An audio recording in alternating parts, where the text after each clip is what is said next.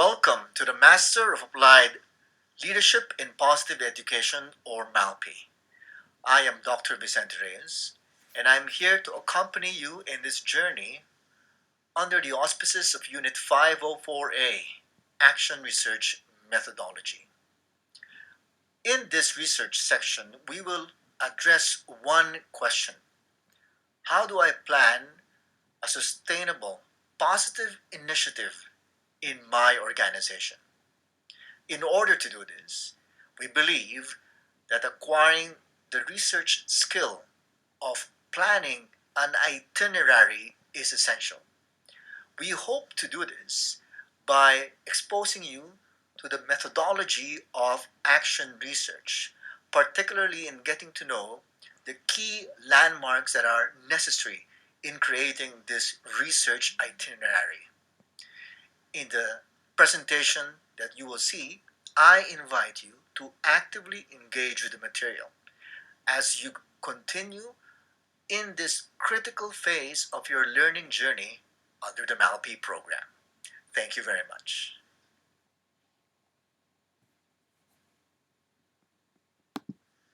By the end of this session, you should be able to distinguish among purpose statements, research questions, hypotheses, and objectives, define the nature of a variable and the types of variables in quantitative research, define a theory and its test using variables, write quantitative purpose statements, research questions and hypotheses, identify similarities and differences between quantitative and qualitative purpose statements and research questions, define a central phenomenon in qualitative research, write qualitative purpose statements and research questions.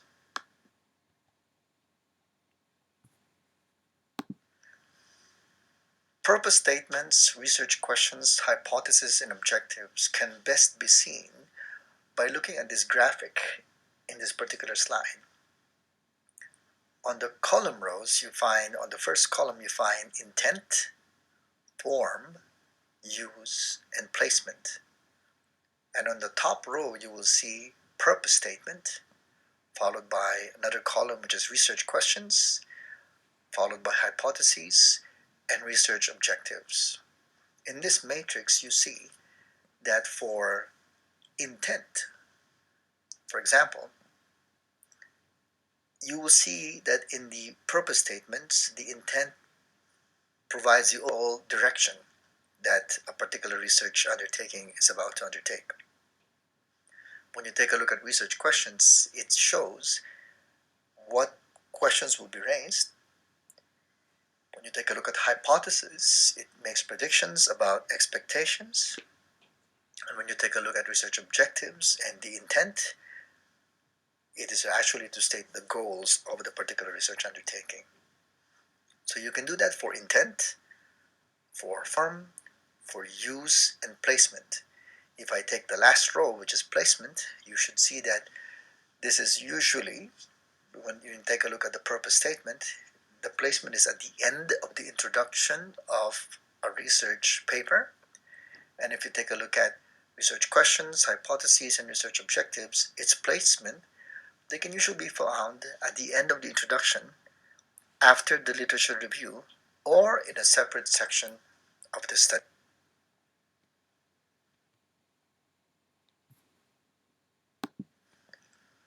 Why are these statements and questions important? These statements and questions are important for three reasons.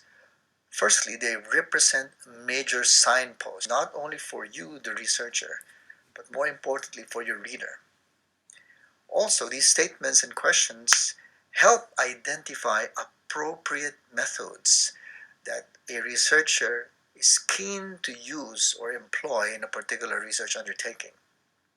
And finally, these statements and questions are absolutely vital in helping link the intent, the purpose of research, with the results that are generated from a research undertaking.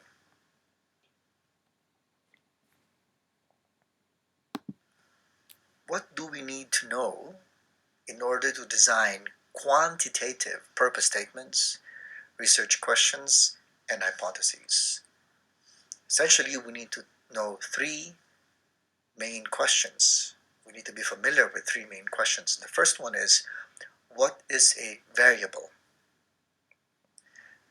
We will be explaining this in the subsequent slides. The next question that we have to be familiar with would be, what is a theory?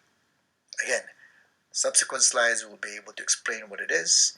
And the final question that we need to know in designing quantitative purpose statements, research questions and hypotheses, is the following. What elements go into these statements and questions?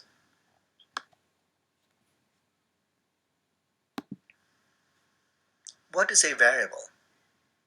A variable is a characteristic or an attribute that possesses two main features. First, it can be measured, or in other words, it can be assessed on an instrument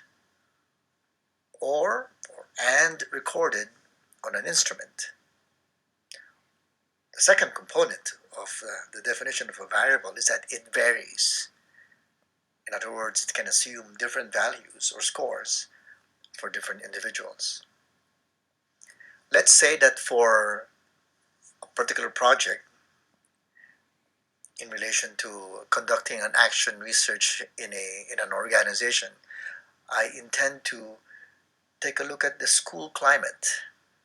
So in different parts of the world, school systems use what is referred to as a school climate survey. So if I go to a particular school/organization, I can actually measure the school climate. And the instrument that I use there would be traditional forms of a school climate survey. Now, the measurement can assume different values or scores for different individuals.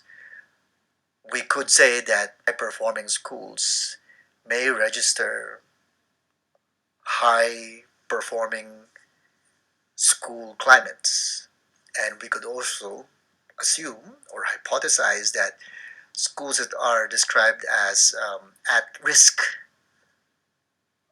might register very low perceptions of school climate.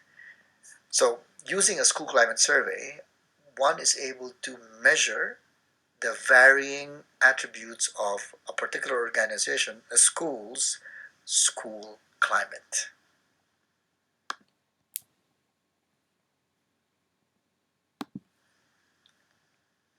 What are examples of variables? For this particular slide, variables are categorized into three. First would be those that are readily accepted. These variables can be measured, and it has been proven to vary among individuals. Examples of this could be leadership style. When you take a look at how organizations are run, some leaders might identify themselves as transformational or transactional. Now, there are many instruments that have been devised to try to measure these leadership styles. Another one would be organizational control. It can be measured and it varies depending on the organization that one is trying to address. Autism. Conditions of young people who suffer this particular disability can also be measured, and obviously they vary according to the individual who is being studied. So these examples are clearly established variables. Next category would be difficult but possibly measurable variables. One example would be socialization. Sociologists, people who are in the sociology of education, have created different types of scales to measure socialization of individuals in schools, for example. Another could be imagination. Another could be intuition. And then another one would be discrimination. These are very difficult variables, but instruments are existing as we speak that have tried to measure these notions. The third are sets of phenomena that are almost impossible to measure. One would be subconscious thoughts. I mean, if someone will try to record or categorize subconscious thoughts, it's very difficult to do that because your respondents would be subconscious. World poverty, there are a lot of poverty indicators. The issue with poverty, particularly world poverty, is that different institutions, different agencies use different scales. That's why it's almost impossible, maybe the better word to say is contentious, to measure this.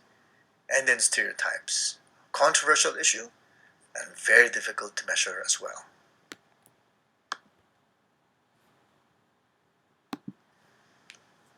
When we talk about variables, two main ways of describing variables would be to call one group as categorical and the other one as continuous. A categorical variable or a categorical measure is the value of a variable assigned by the researcher into a small number of categories, for example, gender. Um, and the values that can be assigned to categorical variables, there is no rank order. When you say gender, it doesn't mean that males are better than females or that females are better than males. If you code them, one referring to males, two referring to females, when you take a look at those two numbers um, in a categorical measure, it doesn't mean that 2 is superior to 1 or that 1 is inferior to 2. It's just a way of coding them. So this is one of the features of category variables. The numbers really don't signify any rank order whatsoever. The other type of variables are continuous measures. A continuous measure is the value of a variable assigned by the researcher to a point along a continuum scores, from low to high. Example given would be age. Now, as opposed to a categorical measure or categorical variable, the numbers that are assigned to continuous measures really do mean something. If subject A has a value of 10, which means that subject is 10 years old, and subject B is 30 years old, when you take a look at those two numbers, and if you take a look at age as the continuum measure, you will say, and you can clearly see that there's a difference. One is 10 years old, and the other one is 30 years old. There's a 20-year gap, and that 20-year gap is measurable, and it makes sense. One is inferior in terms of years spent living, and the other one is superior because that person is older in terms of years spent living. So these are two differences that we need to be aware of when we take a look at categorical measures of variables and continuous measures of variables.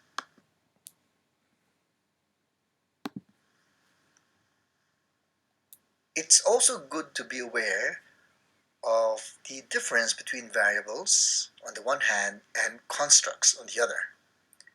A variable is an attribute or characteristic stated in a specific or applied way. Another way to state it is that variables are usually accompanied by indicators, and then these indicators are measurable. Therefore, variables are specific in the sense that they could be measured by indicators. A construct, on the other hand, is an attribute or characteristic that is expressed in a more abstract or general way, not specific nor applied like variables, but really more abstract and general. If we take a look at student outcomes and we try to look for variables and constructs to describe these, one can say that grade point average, GPA, there are indicators that are available worldwide that can easily measure this. So we could make a claim that GPA or a grade point average is an example of a variable. It can be measured on an instrument and it varies from one individual to the other. But if we take a look at the notion or the construct of student achievement, then there are several indicators that can be used to try to describe it. In that sense, it's not very specific. It is actually abstract and more general. So we can make a claim that student achievement is actually a construct.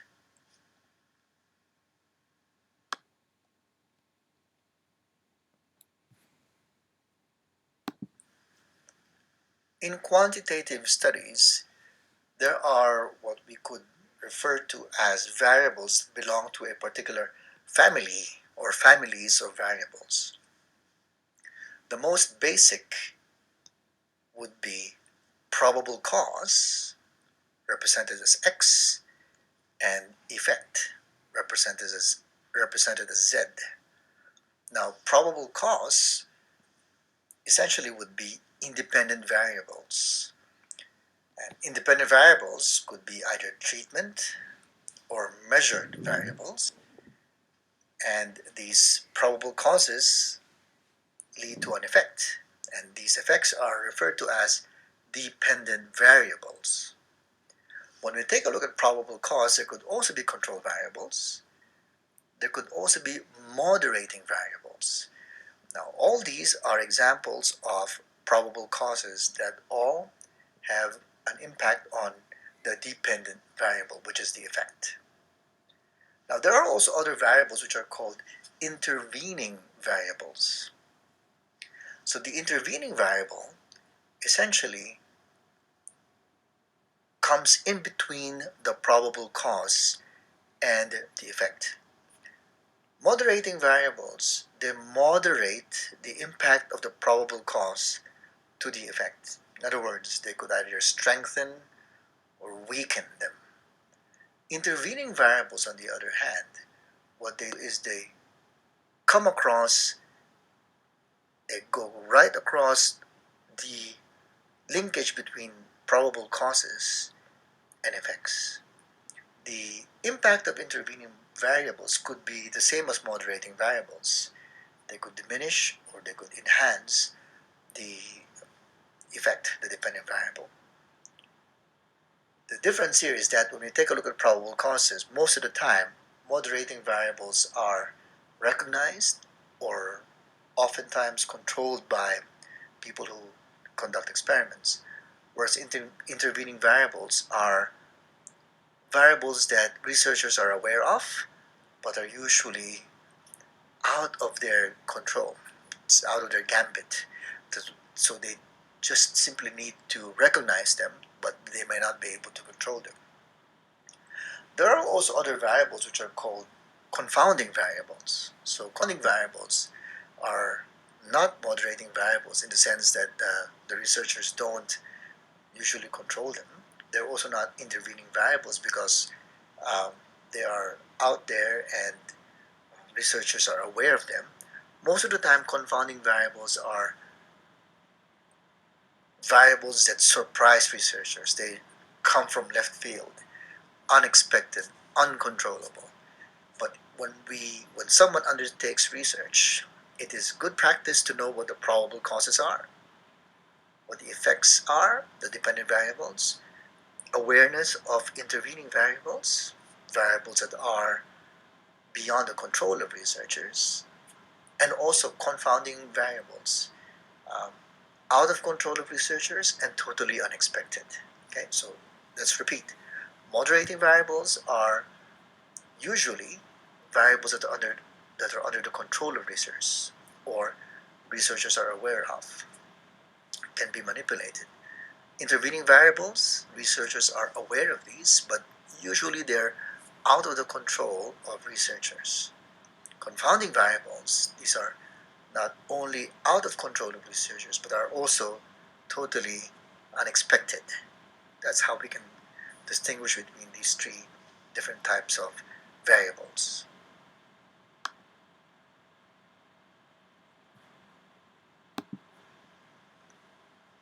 Continuing the discussion on family of variables, let's take a look again at dependent variables.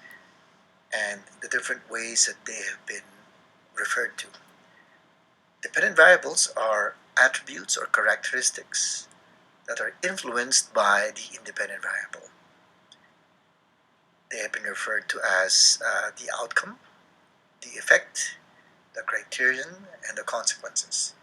Depending on the kind of, let's say, journal article that you read, dependent variables could be referred to as the outcome variables, the effect variables, the criterion variables, or the consequences.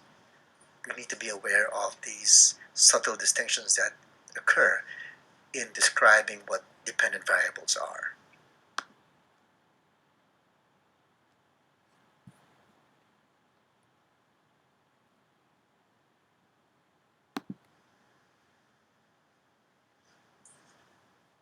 Independent variables within the family of variables are described as attributes or characteristics that influence or affect an outcome or a dependent variable.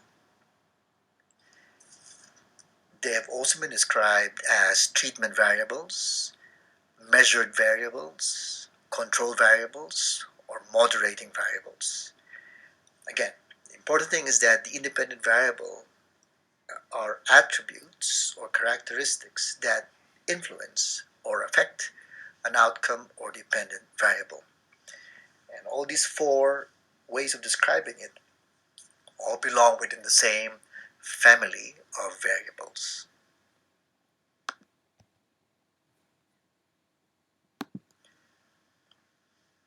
As pointed out earlier, the other member of this family of variables would be intervening variables. These can also be described as mediating variables. These are variables are that possess the attribute or characteristic that stands between the dependent variable on the one hand and the independent variable on the other. So we have independent variables that are attributes have an impact on dependent variables. Dependent variables are the ones that receive the impact, and in between the independent and dependent variables, what stands between them would be intervening variables.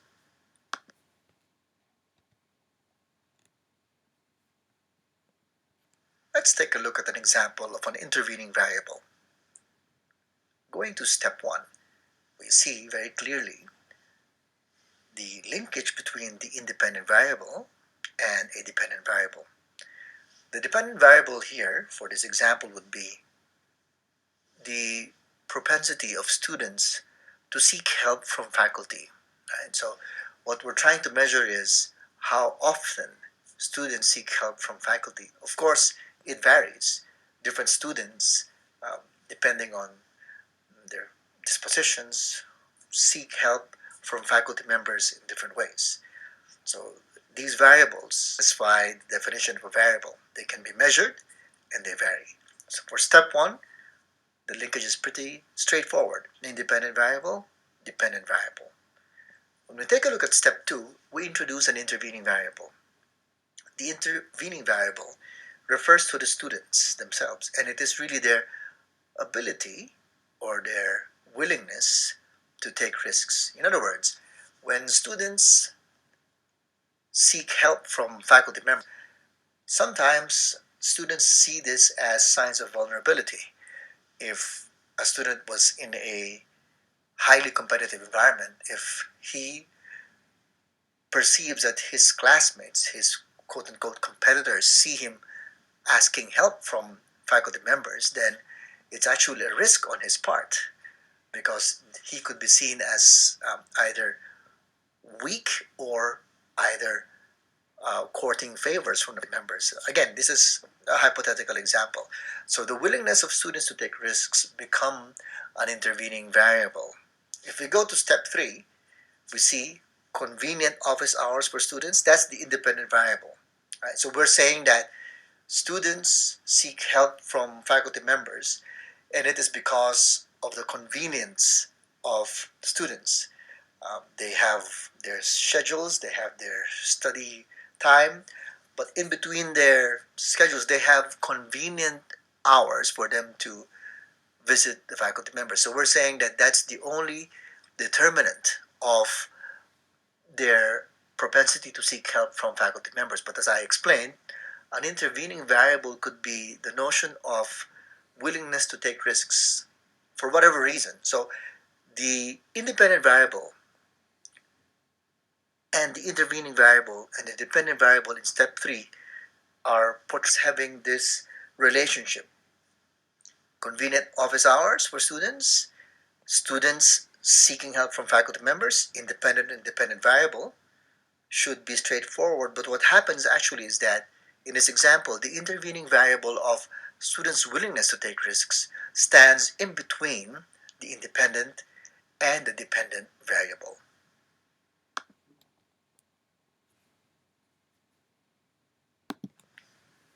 The last member of the family of variables would be confounding variables. Another way to describe this would be spurious variables. As mentioned earlier, these are a category of variables that are really beyond the control of the researcher and most unknown to the researchers as well. Confounding variables are attributes or characteristics that the researcher cannot directly measure. This phrase directly measure can also be translated as directly control, right, or manipulate, because their effects cannot be easily separated from the other variables, even though they may influence a relationship between the independent and a dependent variable. They are not mediating variables, as mentioned earlier, because mediating variables somehow researchers are aware of it. When I say aware, what I mean here is that they could actually approximate the impact of moderating variables to the dependent variables. Also, they're not moderating variables because they cannot be controlled. They cannot be measured, right? Remembering that moderating variables stand in between, intervening variables also stand in between, but these two sets are usually easily or can be measured by researchers, can be controlled also. But for confounding variables, they're spurious. They are beyond the control, and as I said, most of the time they're even a surprise. They will only be known later on when people conduct research and they say there are some other variables that may be standing in between the independent and dependent variables, but they're not intervening variables.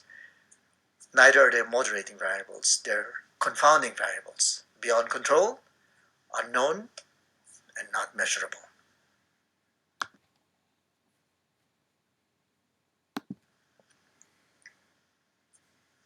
Once the relationship between independent variables and dependent variables have been established, um, of course, taking into consideration moderating variables, variables that researchers can control and manipulate that may have an impact on dependent variables, and also aware of intervening variables, variables that stand in between independent and dependent variables, and most of the time these are not controlled, but they could be measured.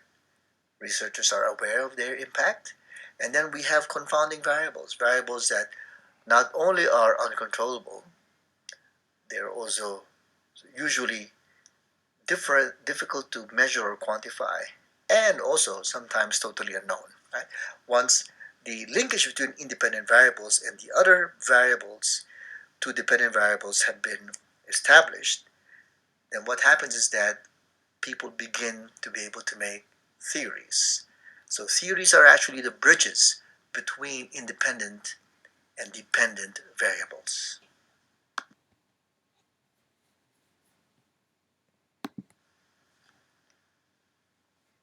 Let's take a look closely at theory and the different types of explanations that are employed in quantitative research.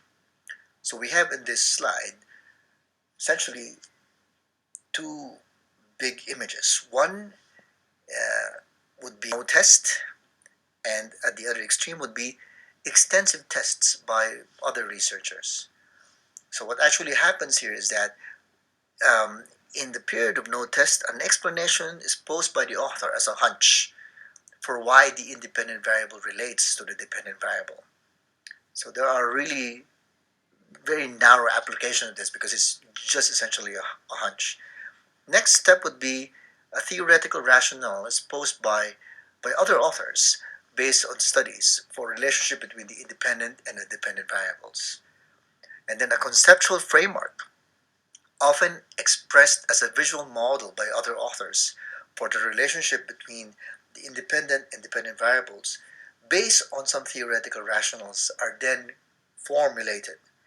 And eventually, a formal theory that is expressed by connected hypotheses and variables identified by the authors are established. So we see here a continuum from no test all the way to extensive tests by other researchers, narrow application, and then broad abstractions once theories have been established as a result of connecting hypotheses and variables in quantitative research.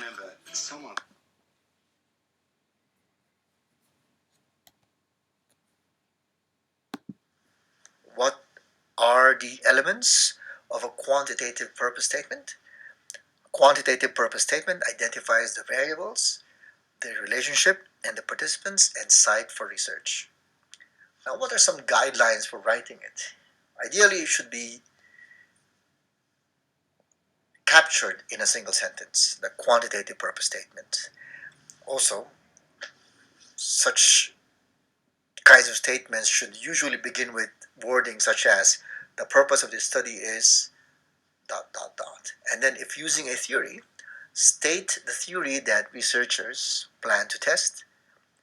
Finally, it is smart and worthwhile to use quantitative words.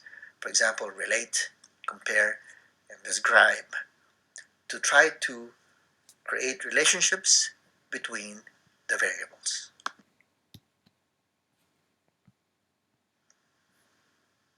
Continuing with the elements of quantitative purpose statements, there are some more guidelines for writing these types of statements. Ideally, the independent variable occupies first position in the sentence, and a dependent variable occupies a second position in the sentence. Control and or mediating variables occupy third position in the sentence. It's also important to identify the research site and, of course, to identify the research participants.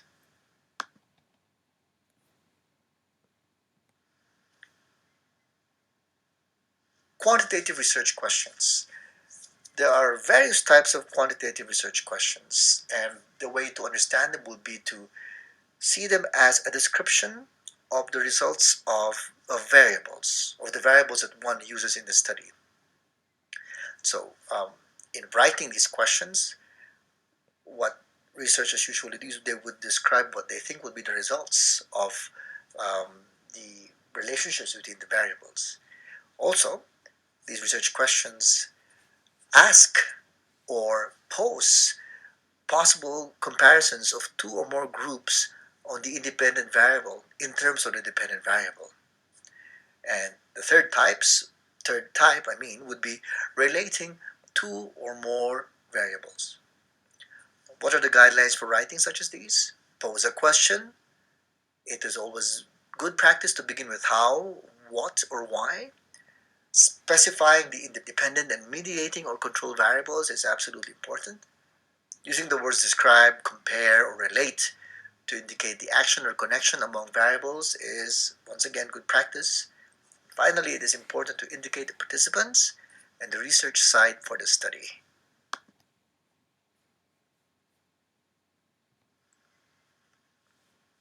When we talk about research hypotheses in relation to quantitative research, there are, of course, two main basic types. First is the null hypothesis. The null hypothesis assumes that there is no change in the dependent variable. For example, there will be no significant difference in test scores between fifth grade boys and girls on the XYZ achievement test. When we do research, what we essentially want to do is to sort of reject the null hypothesis. If we reject the null hypothesis, then we can claim that relationships do exist. The other type of research hypothesis would be directional alternative hypothesis. It specifies the direction of the change in the dependent variable that the researcher predicts will take place. For example, fifth grade girls will have higher scores on the XYZ achievement test than fifth grade boys. It's important to have a knowledge of these two basic research hypotheses in quantitative research.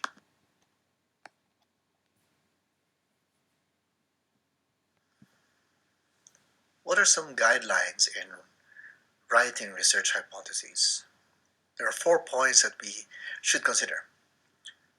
First, state the variables in this order: independent first position, dependent second position, and control third position. When comparing, explicitly state the groups. If variables are related, specify the relationship between the variables. Third, make a prediction about changes that you expect in your groups. Finally, state information about the participants and the site unless it repeats information stated in your purpose statement.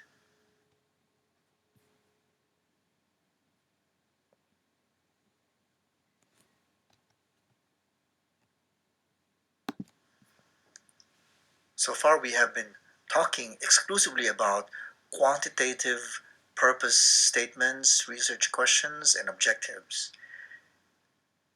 Not forgetting that this particular session is about equipping students about action research.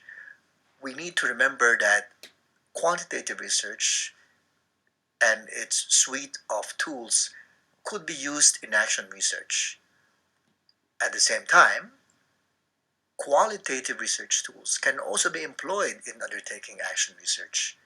It is even possible to combine both paradigms, both quantitative and qualitative research tools, in undertaking action research.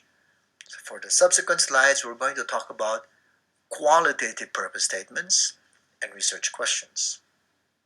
There are three main ideas in relation to designing qualitative purpose statements and research questions. First, it is important to understand how these statements and questions differ from quantitative research because they're not idle. It is also important to understand the role of the central phenomenon in qualitative research. I'm even inclined to say that if in quantitative research dependent variables are the key item of analysis, for qualitative research it's really more the central phenomenon. And finally, understanding qualitative research as an emerging process is absolutely important.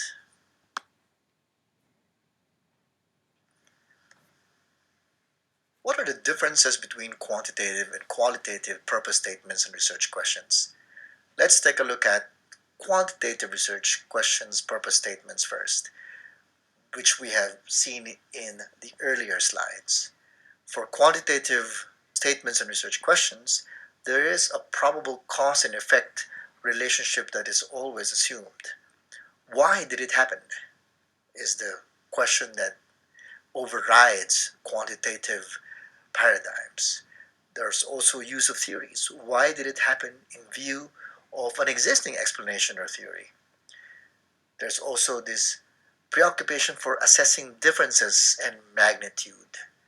For example, questions such as how much happened, how many times did it happen, what were the differences among groups in what happened. On the other hand, qualitative research, as opposed to quantitative, is more open-ended. So questions are more descriptive. Instead of asking why it happened, the question asked is what happened. And it's also interpretive. What was the meaning to people involved in the phenomenon of what happened? And it's also process oriented. What happened over time?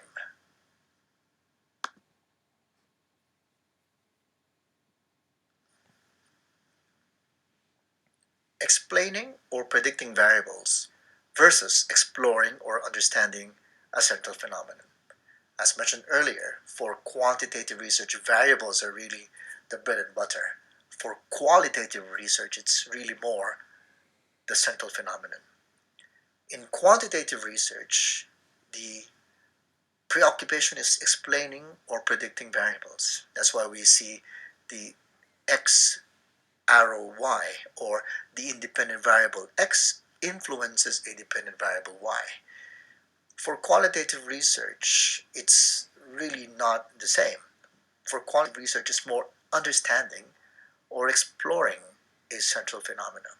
So when we take a look at why, the phenomena, there is really this attempt to achieve an in-depth understanding of why, of this central phenomenon, and looking at external forces that shape why, and at the same time, these external forces are shaped by the central phenomena itself. And so it's not similar to quantitative research, which usually points only to one direction.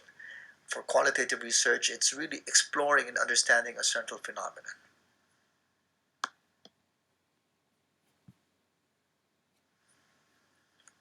There are two considerations that one needs to remember when undertaking qualitative research. First, the focus of the research is around a central phenomenon, which is an issue or a process that the researcher would like to study. For qualitative research, and this is the second consideration, one needs to remember that it is built on an emerging design. We'll talk about both of these in the next slides.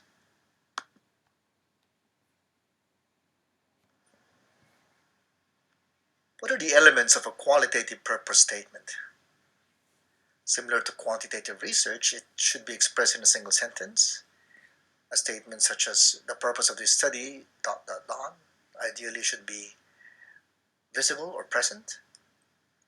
More importantly, the central phenomenon has to be identified. A statement identifying the type of qualitative design is very important. Is it ethnographic? Is it a case study? Is it a phenomenological study? Is it narrative inquiry, for example? So it is important to identify the qualitative design that is being employed for a particular research undertaking. Qualitative words such as explore, understand, and discover should ideally be found in qualitative research purpose statements. The participants need to be identified as well as the research site.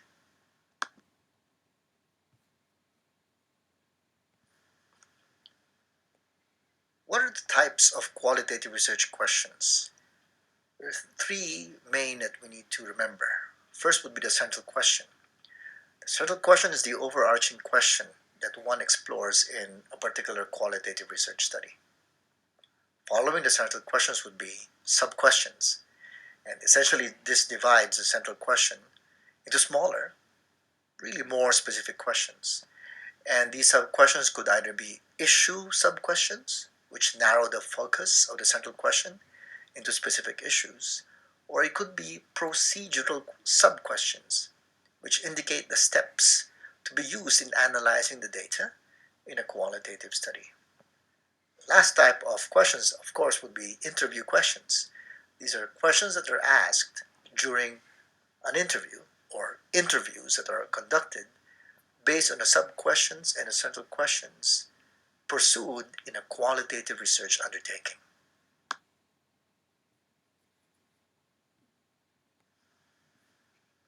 The previous slides gave us ideas about how to formulate questions, statements, and purposes in relation to either quantitative or qualitative paradigms that could be employed in action research.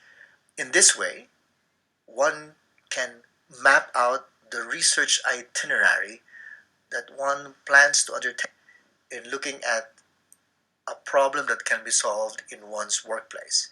This essentially is what action research is about, trying to address a real issue or problem that exists in a particular workplace.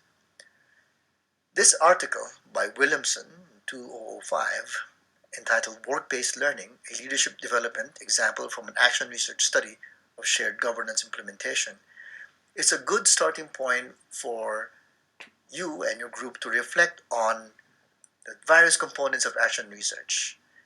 In this group work, I'd like you to identify 6 points. Try to address 6 points. First, try to iron out, agree among yourselves, identify what the key research problem is. Second, recognize the literature used. Third, spot the purpose of the research. Fourth, ascertain how data was collected. Fifth, determine how analysis and interpretation was made. Fifth, describe how reporting and evaluation was done.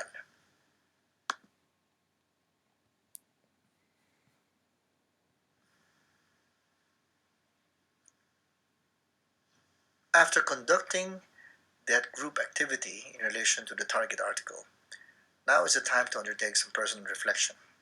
And I'd like you to look at this main theme. In relation to the article that attempts to relate the development of shared governance and empowering action research study, give your comments on two specific questions. How effective is action research in influencing changes in organizational practices? What are some of the challenges faced by academics and practitioners keen on pursuing action research studies?